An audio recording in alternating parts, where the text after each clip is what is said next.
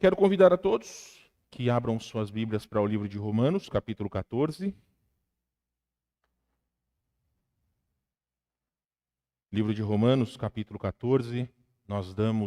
Estamos dando prosseguimento ao nosso estudo falando sobre a prática da justiça. Romanos, capítulo 14. O versículo tema está no slide. Romanos 14, 17, pois o reino de Deus não diz respeito ao que comemos ou bebemos, mas a uma vida de justiça, paz e alegria no Espírito Santo. Nós estamos falando, meus queridos, sobre Paulo, sobre aquilo que ele falou aos romanos, as situações que aconteciam entre os crentes daquela igreja. E a palavra de Deus, ela é rica em nos dar vários detalhes, várias explicações sobre assuntos que, mesmo tendo sido falados há quase 2000 anos atrás, são tão atuais para todos nós. Vamos ler aquilo que nós já lemos na semana passada. Nós leremos versículos de 1 até o versículo de número 12, se eu não estou enganado, porque nós estamos recapitulando. Então, aos nossos visitantes, nós estamos recapitulando aquilo que já temos falado, ensinado sobre o livro de Romanos. Então, leremos versículos de 1 a 12.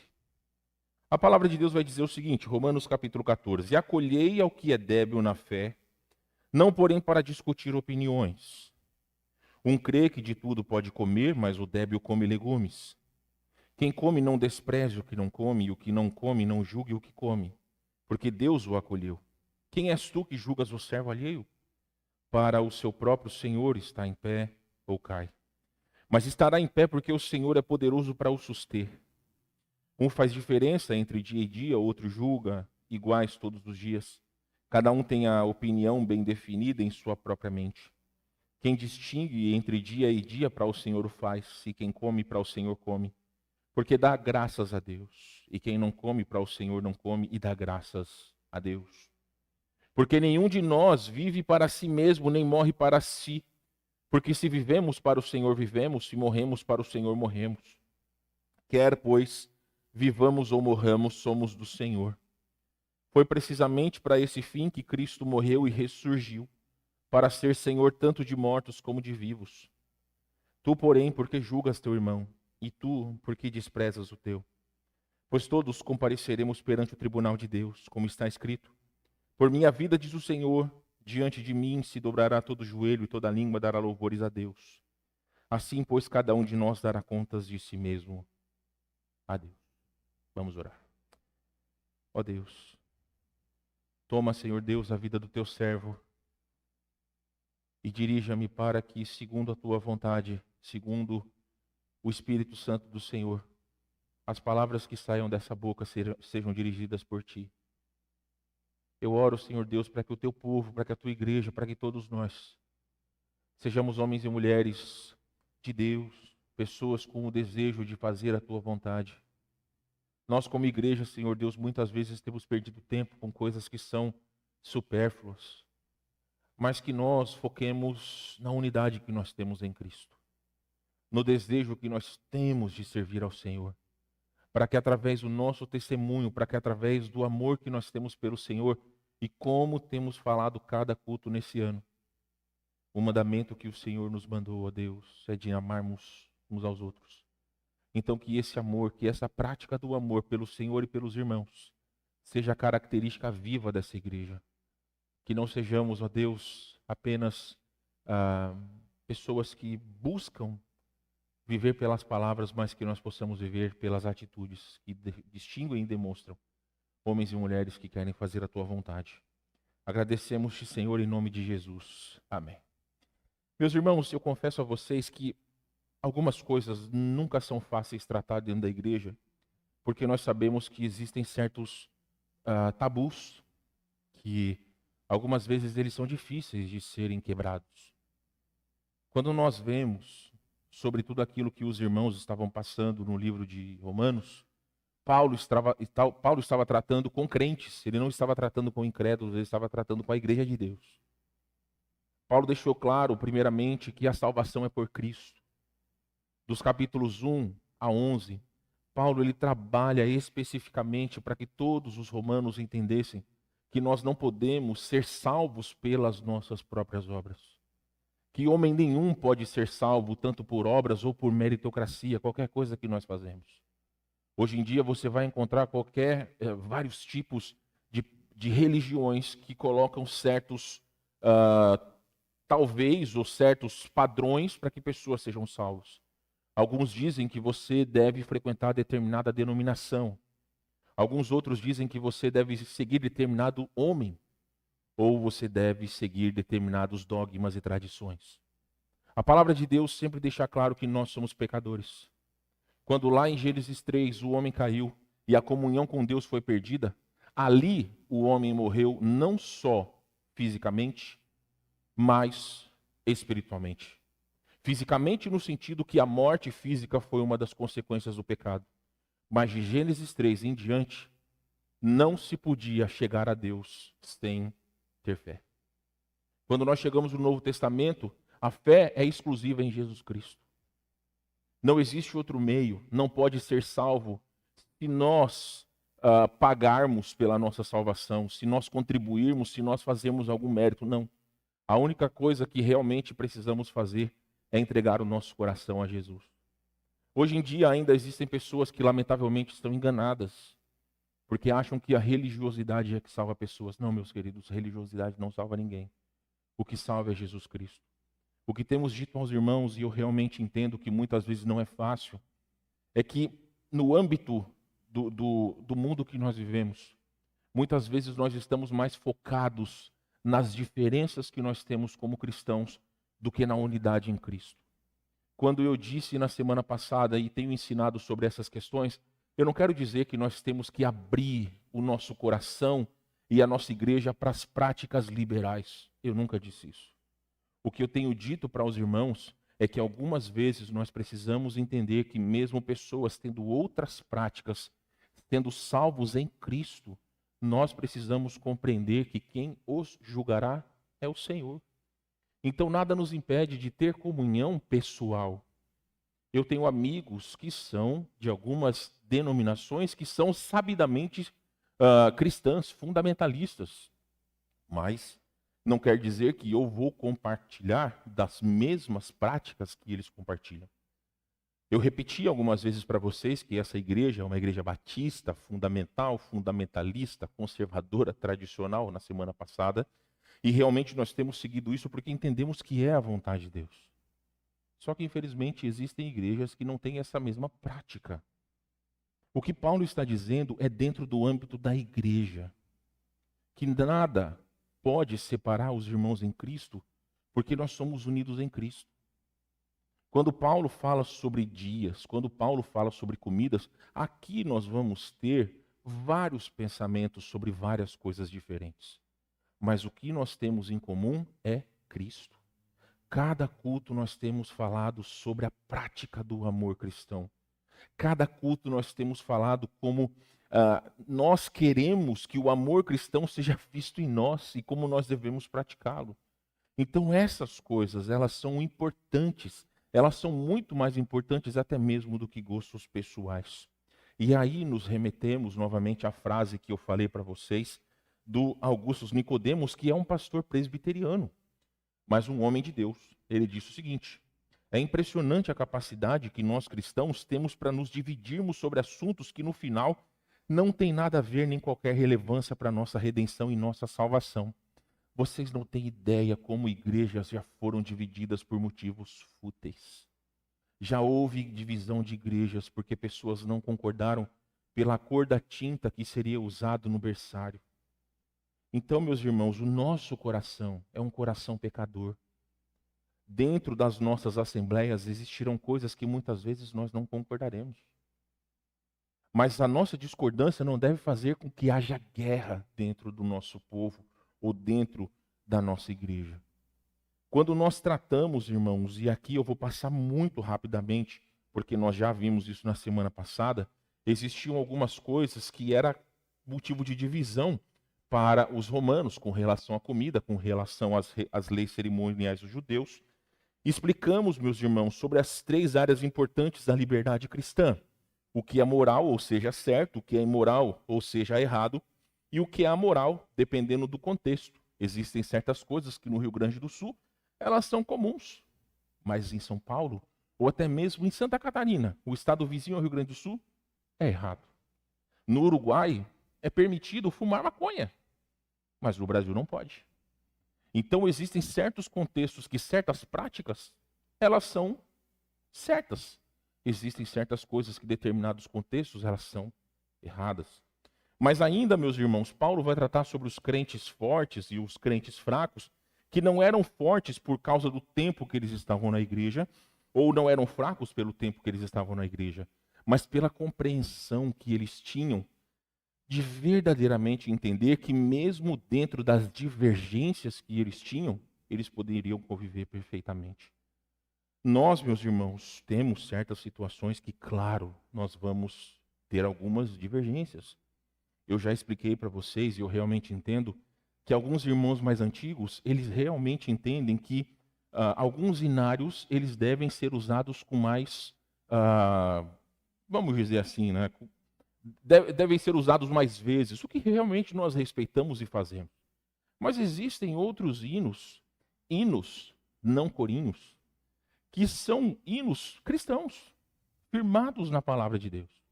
Então, tudo aquilo que nós temos cantado neste púlpito, nesta igreja, são hinos de louvor ao Senhor. Então, nós cremos que tudo aquilo que nós temos apresentado a Deus é aquilo que falávamos nos versículos de anos anteriores, o fruto de lábios que confessam o nome do nosso Senhor. Falamos, meus irmãos, e novamente eu vou passar bem rápido, dos versículos 1 a 4 que nós já lemos, que nós não podemos julgar os nossos irmãos em Cristo. Falamos que cada um tem liberdade em Cristo para fazer escolhas em relação à sua vida espiritual. Meus amados, aqui não é a prática da libertinagem. Eu falei muito sobre isso quando nós estudamos o livro de Gálatas, que nós não podemos confundir liberdade com libertinagem.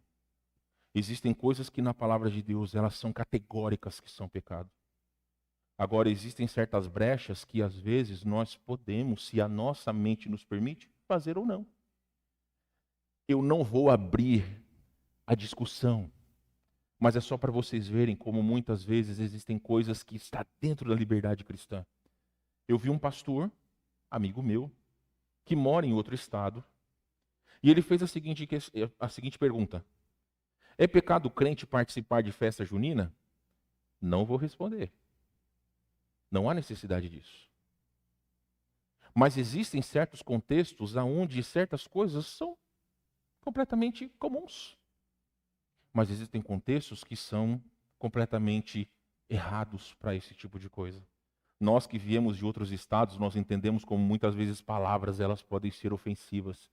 Porque algumas coisas, e eu já passei por isso nesses 15 anos, certas palavras que no contexto lá de São Paulo eram palavras comuns, aqui eram palavrões cabeludos.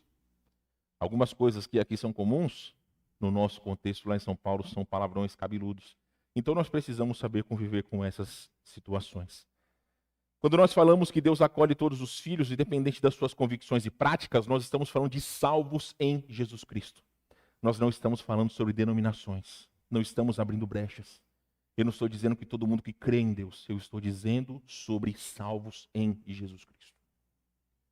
Não cabe a mim, não cabe a você, não cabe a nós definirmos ou determinarmos a salvação de ninguém. Mas nós sabemos, Cristo, ele diz, que a árvore se dá a conhecer pelos seus frutos. Então o crente, ele vai se dar a conhecer pelas suas obras. Então quando nós estamos falando sobre isso, é exatamente sobre essa questão. Estamos falando sobre salvos em Jesus Cristo. Falamos que nós pertencemos ao Senhor.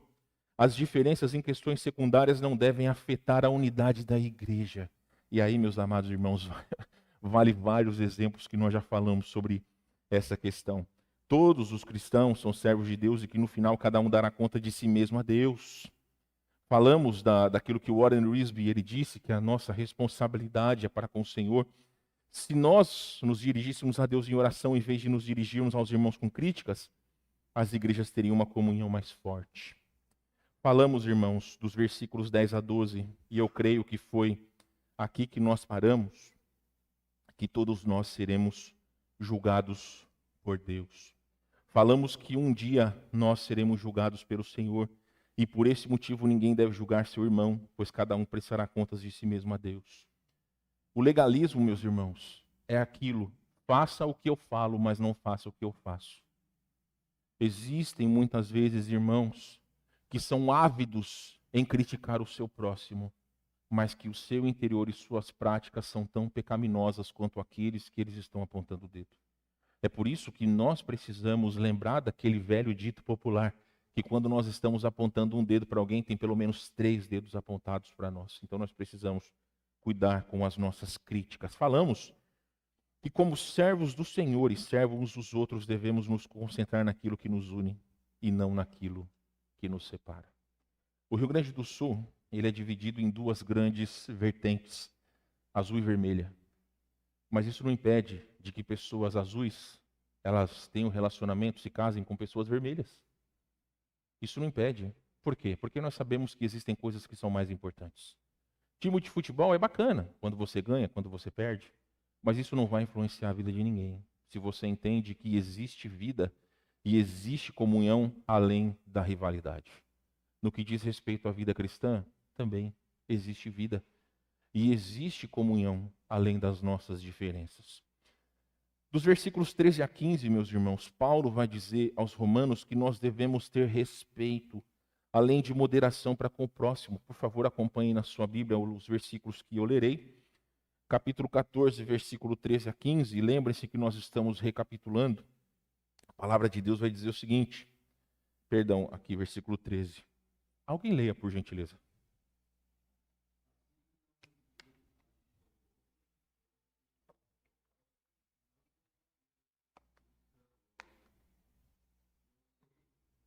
Até o 15.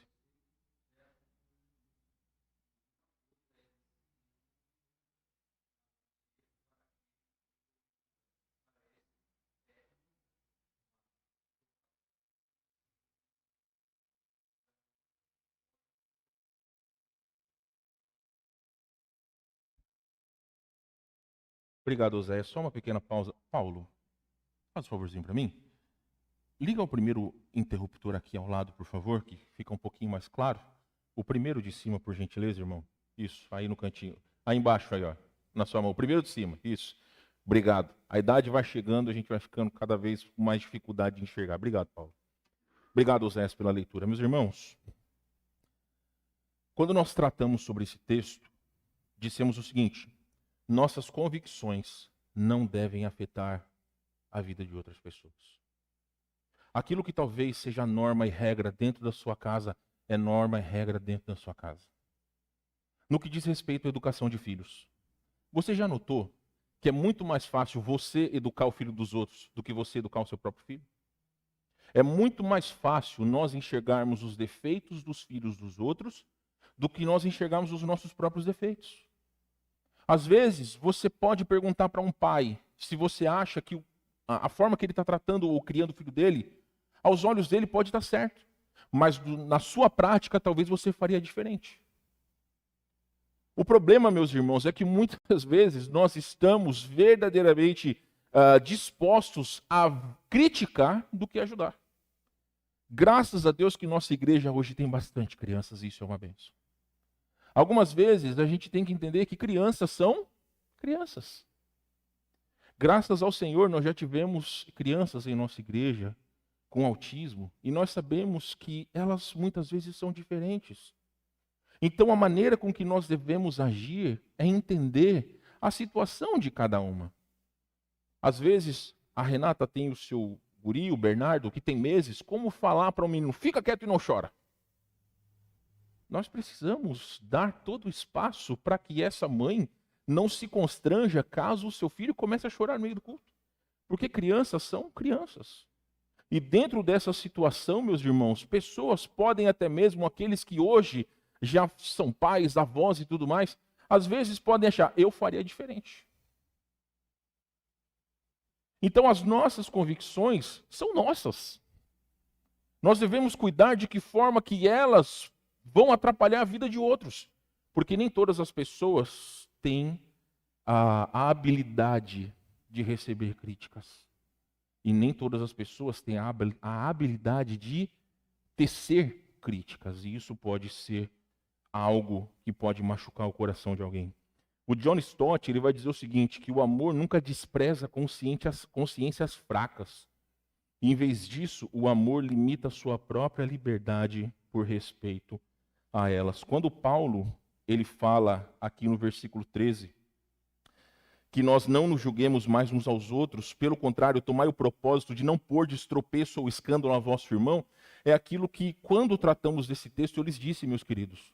Algumas vezes nós não estamos dispostos a mudar as nossas convicções pela consciência fraca do nosso irmão.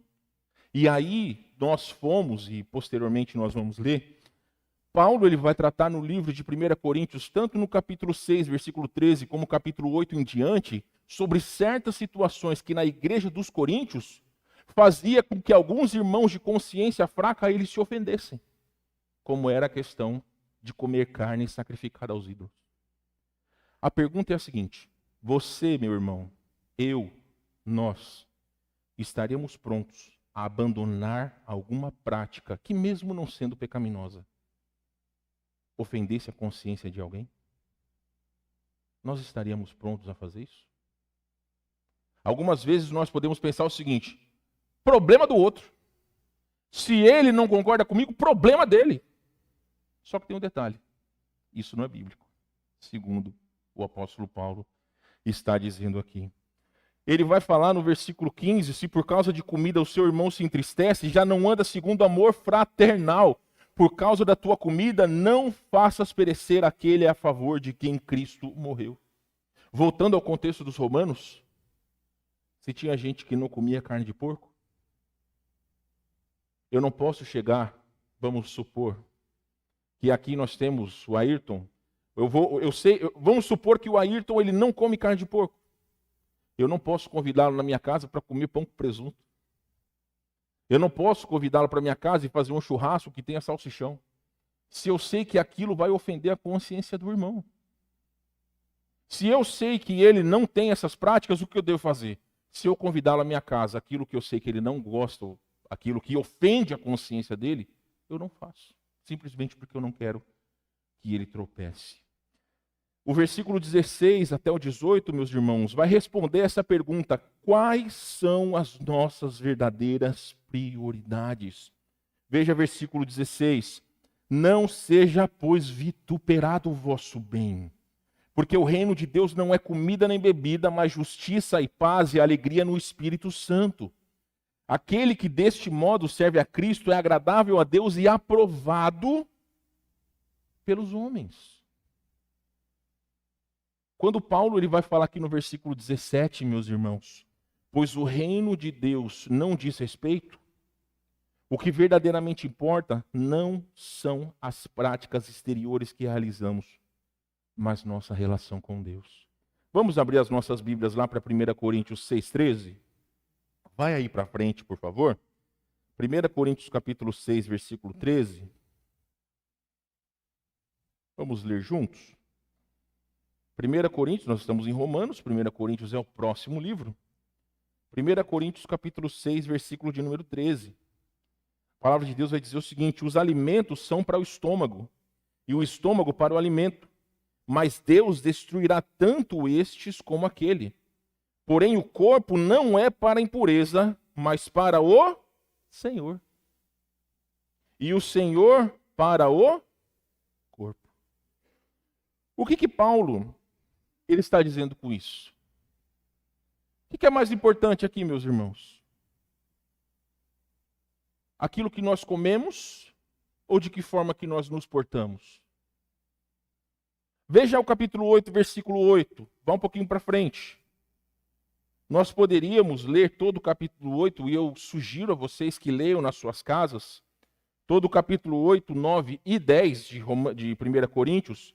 Capítulo 8, versículo 8 vai dizer o seguinte: Não é a comida que nos recomendará a Deus, pois nada perderemos se não comermos, e nada ganharemos se comermos.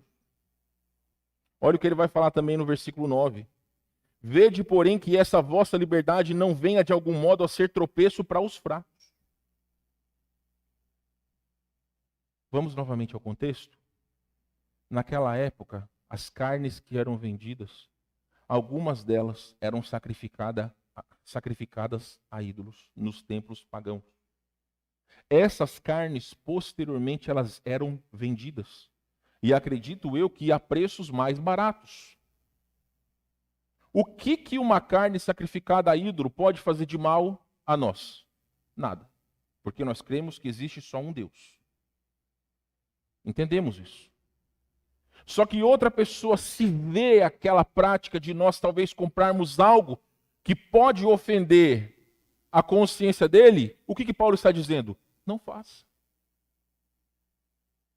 Quer um exemplo? Talvez nem todos vocês precisaram de velas, como nós precisamos aqui na nossa casa. Vários lugares vendem velas. Mas imagina o seguinte, eu peço, Acelão, compra uma vela para mim. Aí o Acelão chega aqui, né, eu falo, Acelão, traz umas velas aqui para a gente colocar na igreja. Aí o Acelão traz uma vela preta desse tamanho. Não vai ser meio estranho? Vela preta, vela vermelha. Porque nós sabemos que esse tipo de item é usado para outras finalidades. Talvez para o Acelão isso seja normal, pode ser comum. Mas talvez outro irmão vai olhar aquilo e falar, não, isso está errado. Isso não pode estar dentro da igreja. E aquilo pode ofender ao irmão. Então o ideal é que não seja feito. Então vocês entendem como nós devemos, entre nós irmãos, entender que às vezes existem pessoas que podem se ofender com esse tipo de coisa. O que Paulo está dizendo é que comida ou qualquer outra coisa não é mais importante do que a nossa comunhão com Deus. Nós, como cristãos, precisamos estar dispostos a abrir mão de certas coisas por amor ao próximo, até mesmo por amor àqueles que não têm Cristo. Algumas coisas que nós fazemos, só fazemos porque entendemos que não deve ser algo que venha a ofender a mente de uma pessoa sem Cristo. Existe na sociedade algo que as pessoas entendem o seguinte: os crentes fazem, os crentes não fazem. Por mais que possa não ser ofensivo, se as pessoas, elas no seu entendimento, elas dizem assim, ó, crente não pode fazer isso, mas você acha que tudo bem? O ideal é não fazer, para não ofender a mente de outra pessoa. Para que não faça com que ele possa tropeçar. O João Calvino, ele diz o seguinte: Paulo desejava mostrar-nos com isso que a comida e a bebida são de muito pouco valor para serem causa de empecilho no avanço do evangelho. Então, meus irmãos, eu reitero, a igreja de Roma passava por algumas situações difíceis porque, irmãos, eles tinham diferenças de opinião. Já ouviu aquele ditado que quando um não quer, dois não brigam? Mas e quando os dois querem brigar?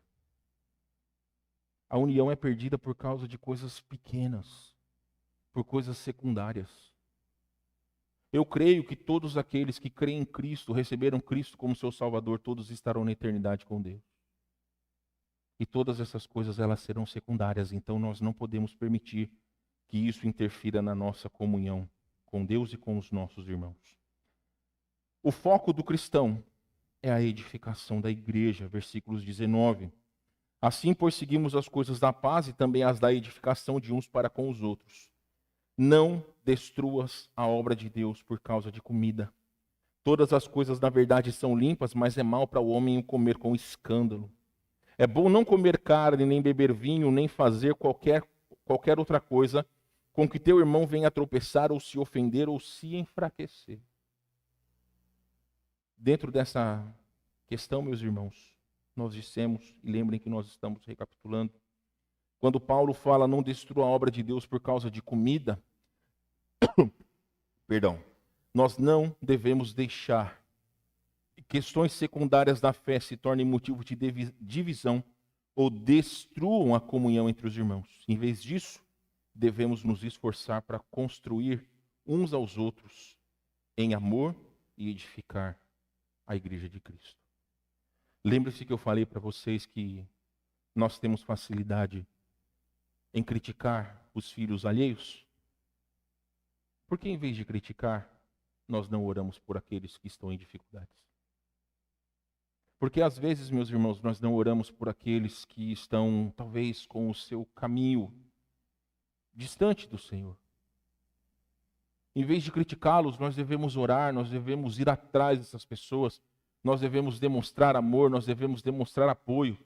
Existem pessoas que esporadicamente elas vêm à igreja, por mais que passam anos a fio longe de frequentar os cultos, nós devemos mostrar amor por eles, porque nós não sabemos o que se passa no coração das pessoas.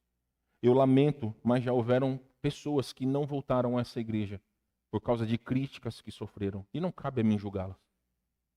Mas é triste quando alguém deixa de frequentar a igreja por causa de críticas em vez de incentivos. Os versículos 22 a 23, e aí nós encerramos essa recapitulação, e na semana que vem nós iniciaremos o capítulo 15 e finalmente o capítulo 16.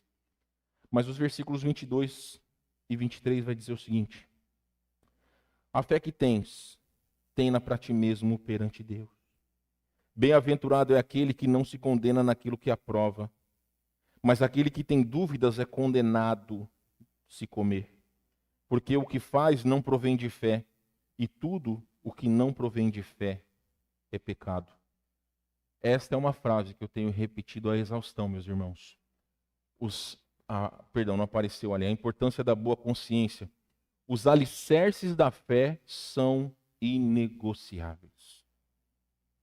Porém, nas questões de convicções pessoais, não devemos tentar impô-las sobre os outros. Vamos novamente reforçar quais são os alicerces da fé? Salvação é somente por Cristo. Somente pela fé. Não existe outro meio de salvação. Atos 4:12, abre sua Bíblia lá, por gentileza. Atos 4:12. Esse é um dos versículos que deveriam estar na ponta da língua de todos nós cristãos. Atos 4:12, alguém lê para nós, por gentileza.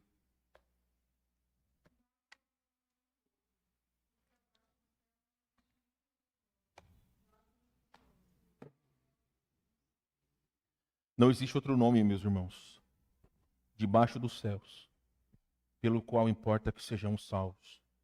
Não são nomes de homens, não são placas de igrejas, não são boas obras, mas somente a fé em Jesus Cristo.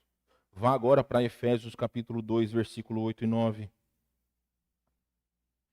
Efésios 2, 8 e 9, outra pessoa leia, por gentileza.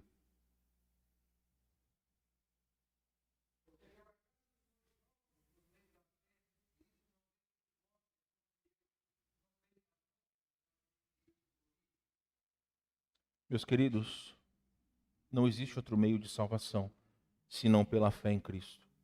Ninguém pode chegar no céu e dizer, eu cheguei até aqui porque eu fui bom, porque eu fiz boas obras, porque eu ajudei os pobres, porque, enfim, não. O único meio é somente pela fé, ou pela fé em Cristo. Então, para aqueles que estudam a palavra de Deus, existem as 5 solas de Lutero, ou as 5 convicções práticas que todo cristão deve ter. Somente a fé, somente a Escritura, somente Cristo, somente a graça e glória somente a Deus. Isso é inegociável, meus irmãos. Essas são as crenças de todo salvo em Jesus Cristo que são inegociáveis. Qualquer um que pensa diferente disso não pode ser considerado um irmão em Cristo. Quem está dizendo isso não sou eu. Quem está dizendo isso é a palavra de Deus. Os versículos que nós lemos são claros, que é a Deus que nós devemos nos dirigir quando queremos ser salvos. Aqueles que já creram em Cristo, João ele vai dizer, mas a todos quantos o receberam, deu-lhes o poder de serem feitos filhos de Deus, aos que creem no seu nome. Então, meus queridos irmãos, todos aqueles que são salvos em Cristo, que clamaram a Jesus por salvação, Paulo ele vai dizer, Se com a tua boca confessares a Jesus como Senhor, e em teu coração creres que Deus o ressuscitou dentre os mortos, serás salvo. A salvação, ela não é por méritos, ela é por Cristo. Então, aquilo que nós temos dito para vocês, existem duas áreas importantes na vida cristã. A nossa fé inabalável em Cristo. Isso nunca vai ser negociado. Agora, práticas. Nós poderíamos passar a noite aqui falando sobre práticas diferentes. Reforço, meus irmãos, aqui na nossa igreja nós temos pessoas de várias partes do Brasil. Práticas diferentes. Eduardo sempre me fala, quando tem alguém que vem lá de São Paulo, certas palavras que às vezes as pessoas falam que doem no ouvido dele, porque aqui no Rio Grande do Sul são palavras ofensivas. Mas que no contexto paulista é nada. Isso não deveria ser algo que viesse nos separar. Também, meus amados irmãos, é muito importante que nós reflitamos de que maneira nossa liberdade pode impactar a vida de outras pessoas. Por gentileza, volte para 1 Coríntios agora, capítulo 10. São 9 versículos, eu quero ler junto com vocês. 1 Coríntios, capítulo 10, versículos 23 a 30.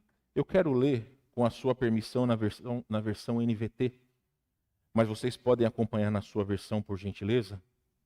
1 Coríntios, capítulo 10, versículos 23 a 32. Estou chegando ali. Prestem bem atenção, meus queridos. Tudo é permitido, mas nem tudo convém. Tudo é permitido, mas nem tudo traz benefícios. Não se preocupem com o seu próprio bem, mas com o bem dos outros.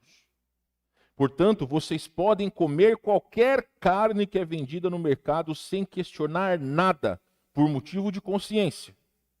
Pois do Senhor é a terra e tudo que nela há. Se um descrente os convidar para uma refeição, aceitem o convite se desejarem. Comam o que lhes oferecerem sem questionar nada por motivo de consciência. Versículo 28.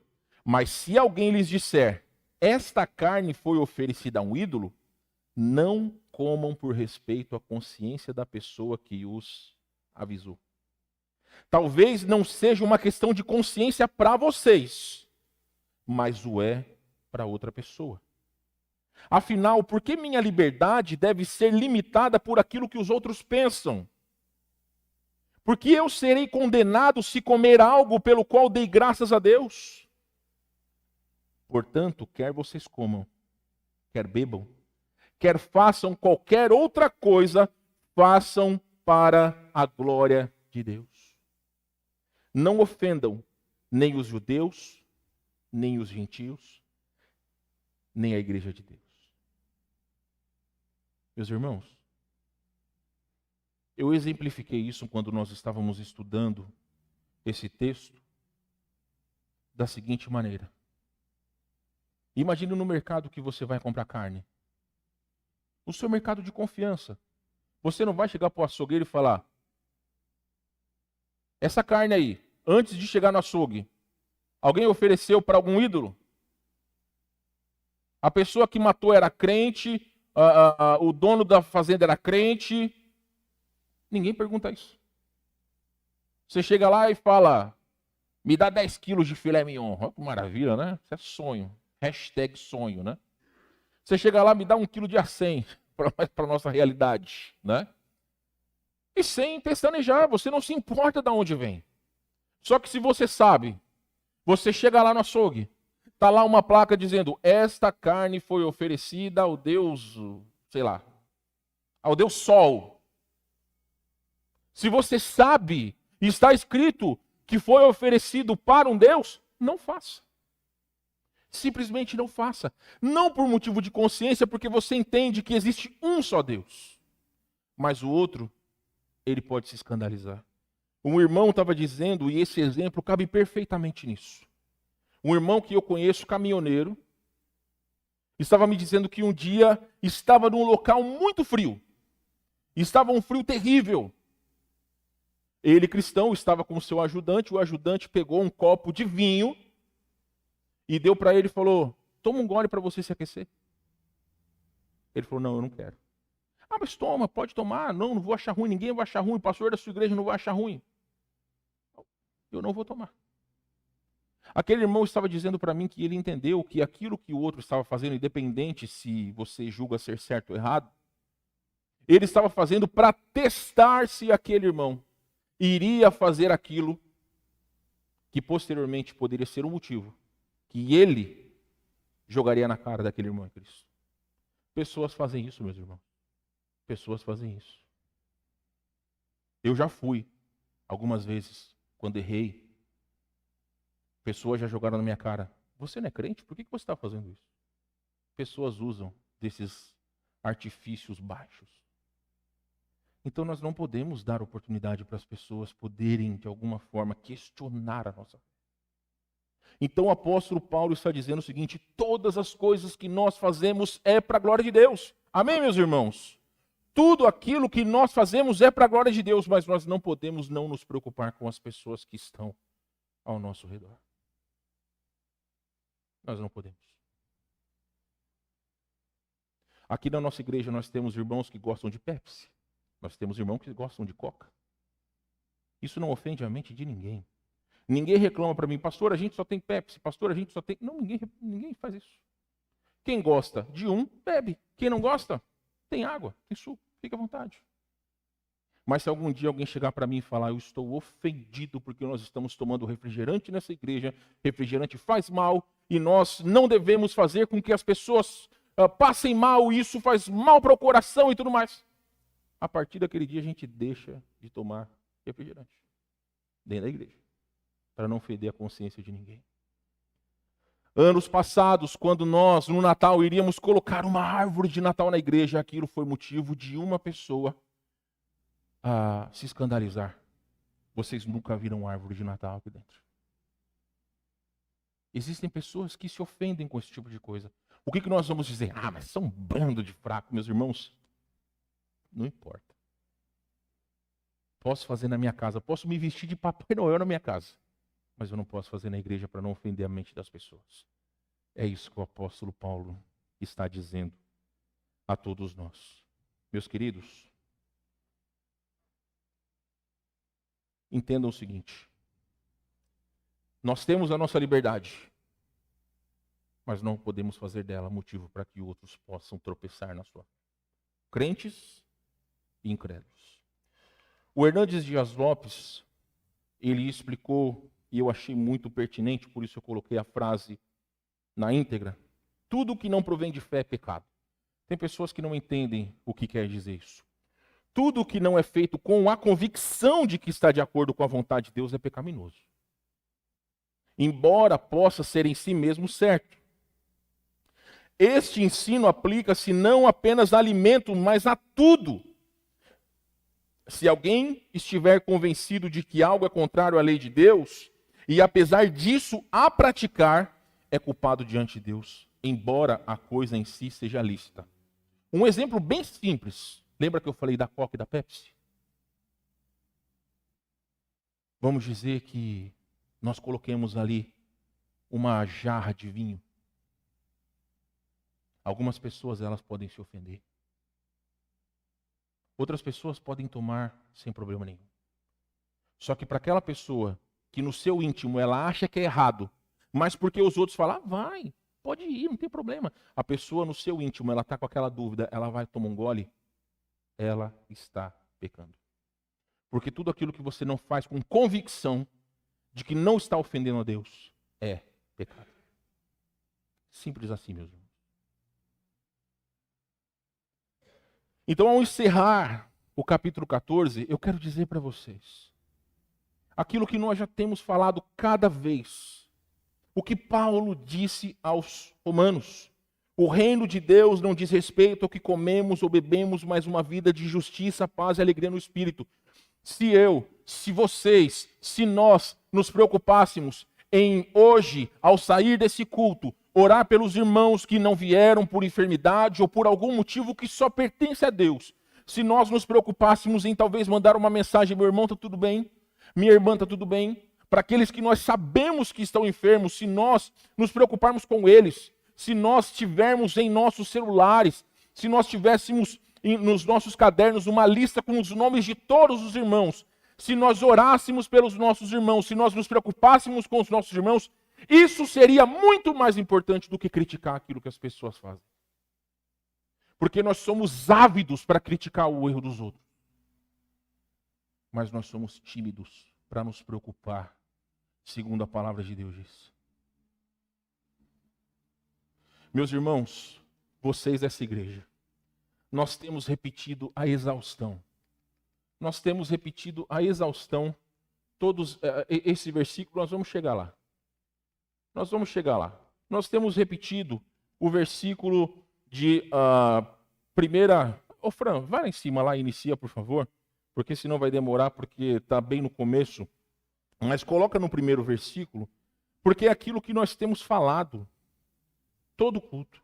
Nós temos falado praticamente todos os cultos. Mas de que forma que nós temos colocado em prática essas questões? Volta lá, Fran, por gentileza. Isso, pode voltar lá.